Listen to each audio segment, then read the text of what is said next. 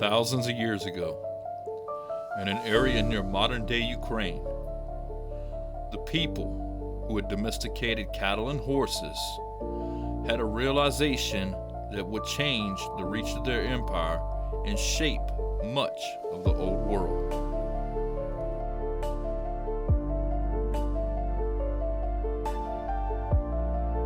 After inventing the wheel, they realized that attaching a couple of them to an axle and platform, they could carry with them much more than one riding the horse alone. As they advanced through sections of modern-day China and Russia, all along the steppe, colonies were established that would later become independent, self-sustaining villages. As the sands of time passed, their ancestors and later empires would reach from east to west and southward to the sands of the Middle East and North Africa. They carried with them a certain trait in their blood that became known as the rhesus negative trait.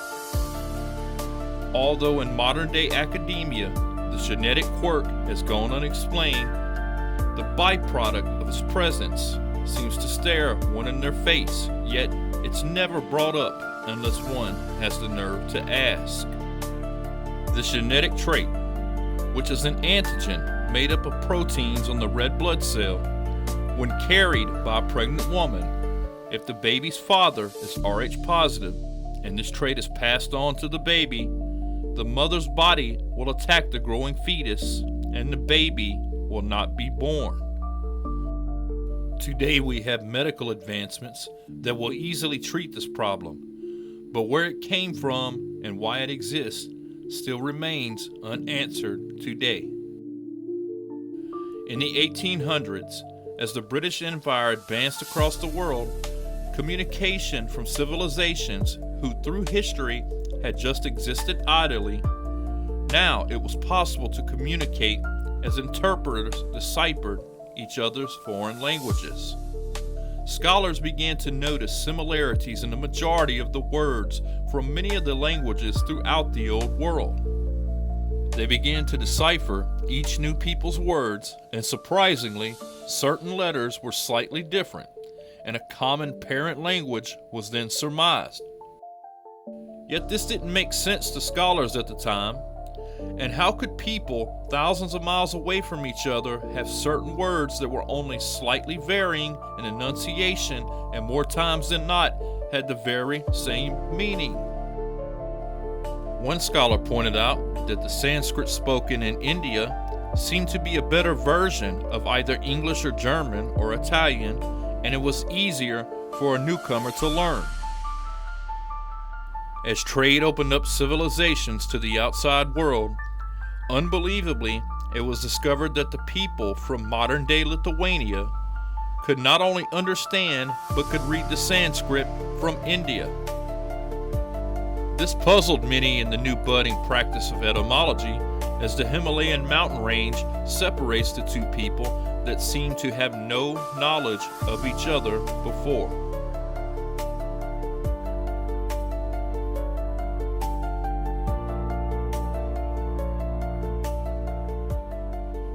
In the 5th century BC, all around the North Caspian Sea, near the area of modern-day Ukraine and into Russia, the king of a mighty empire had passed away, and suddenly the Scythian Empire would be ruled by a queen.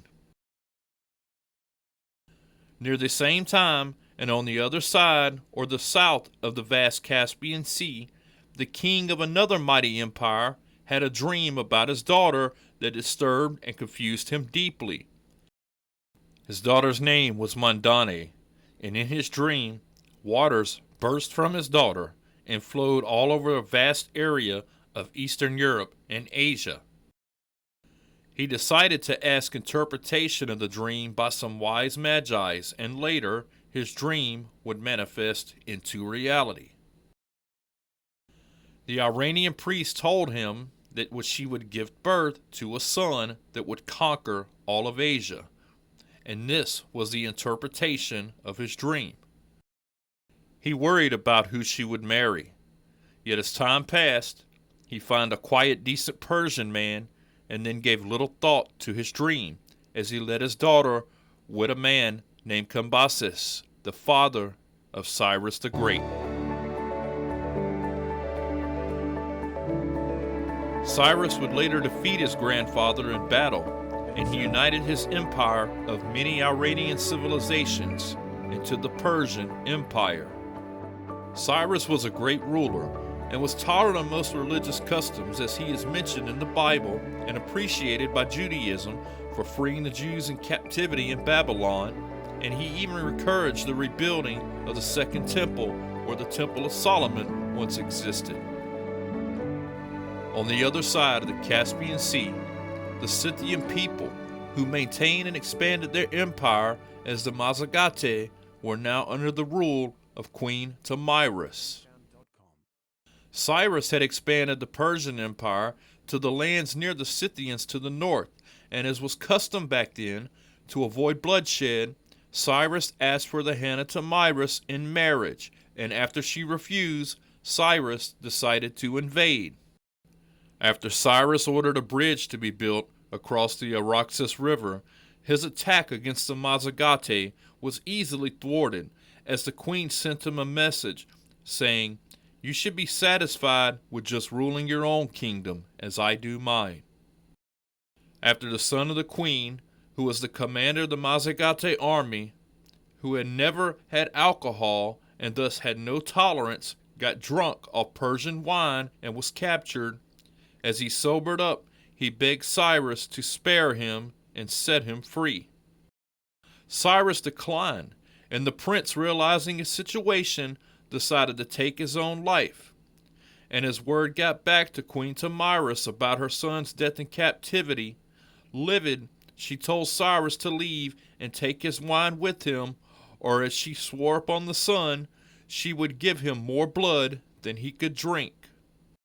According to Herodotus, as she led her Mazagate army into battle against the Persians to avenge the death of her son, her army defeated the mighty Persians, and Queen Tomyris herself made her way through the dead bodies to Cyrus the Great, as she cut off his head and told him, "Now you drink your fill of blood." After Cyrus etched his name in history, and after his demise, the name Persians or Persia would exist in this area and eventually become a country of these people till World War II, when they changed the name to Iran, which comes from the word Aryan.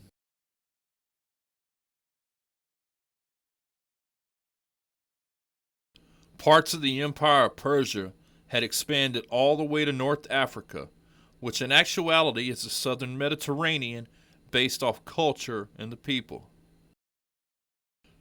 Throughout the areas from modern-day Libya to Egypt, several empires came and gone, with even more different languages branching out from the parent one. In modern-day Morocco, and before the Islamic expansion, were a people that are called Moors. This name is where we get the term Morocco, as the Phoenicians, in the colony that eventually became its own city-state, Carthage, used this term Moors to refer to the people of the West. Though modern-day scholars have an Afrocentric view of history and are determined to rewrite it, these people were not sub-Saharan African, and as mentioned earlier, North Africa is basically the southern Mediterranean, with the Berbers or Amazigh people being the original inhabitants, and recently published it was determined that the so-called Green Saharan expansion most likely didn't occur.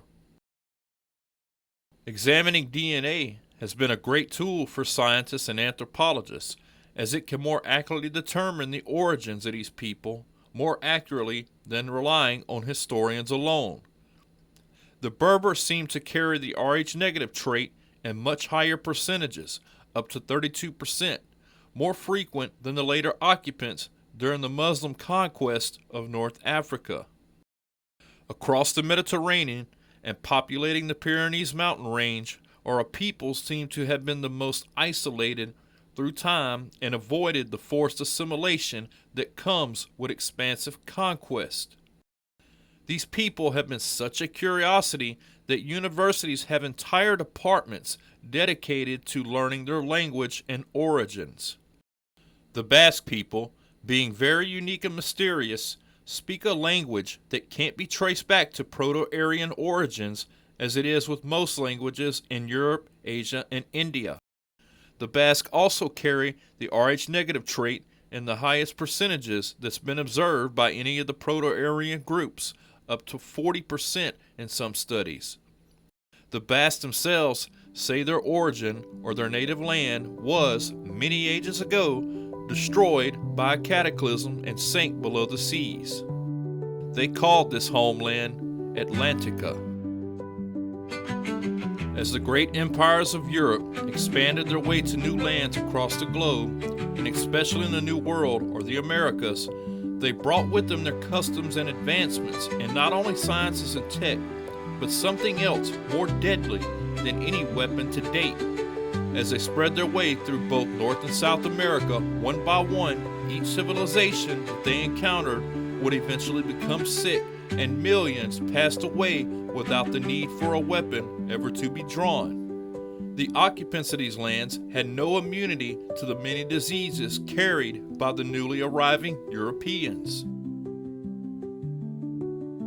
Although these diseases have been thoroughly looked into by scientists through the years, and many vaccines were created to combat the lack of immunity to them, it makes one wonder, has anyone in academia thought to look at this from a different angle? Taking a step back and looking at it from a militaristic perspective, what weapon could be better suited for clearing a new land and an expansive conquest than a weapon that doesn't have to be maintained with a supply line or typical maintenance? Could these diseases carried by the ancestors of the Indo-Europeans or Aryans been a biological weapon programmed into the very people themselves?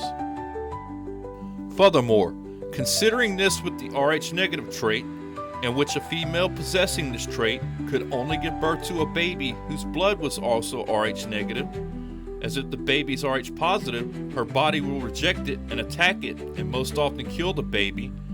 Could this be a sort of species preservation trait, also programmed into the specific people? The word rhesus comes from the rhesus monkey, where Rh positive was first observed. Yet the Rh negative trait, as rhesus negative, has never been found in monkeys or apes. Another anomaly with blood is we humans have 4 different types of blood. While we do not see this with other primates, yet we're told we evolved from them.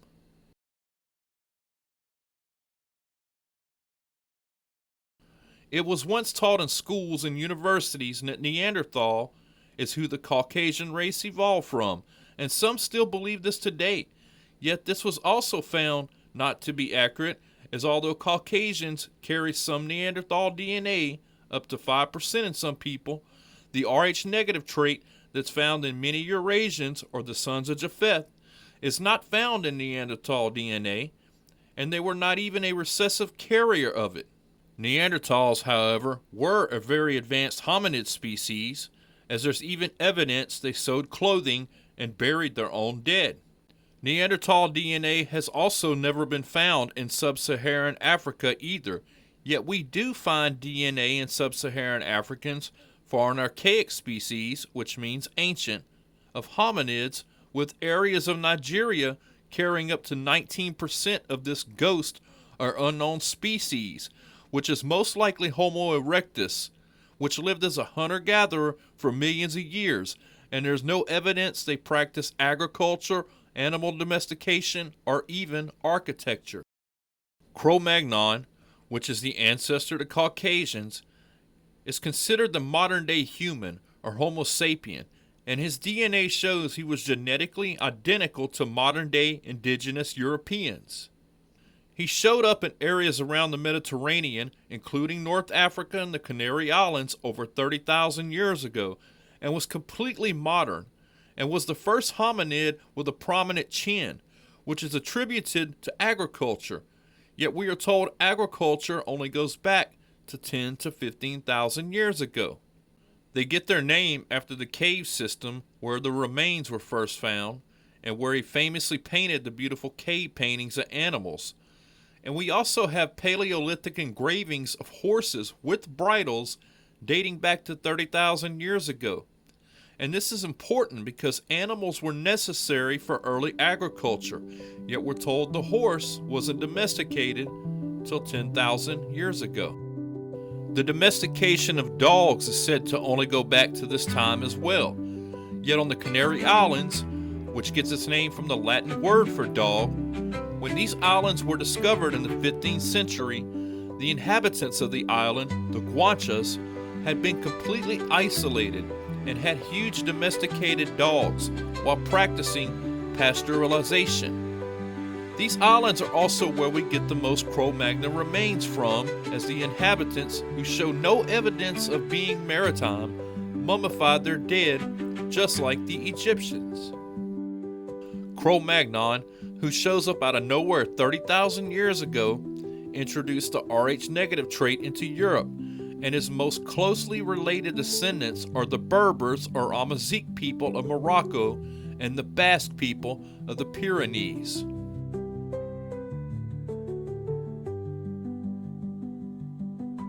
Plato said the Egyptian priest told Solon that the colonies of Atlantis had rebelled, and the Atlanteans came to squash this rebellion, and during this war, a great cataclysm happened as Atlantis, or Atlantica, sank below the seas.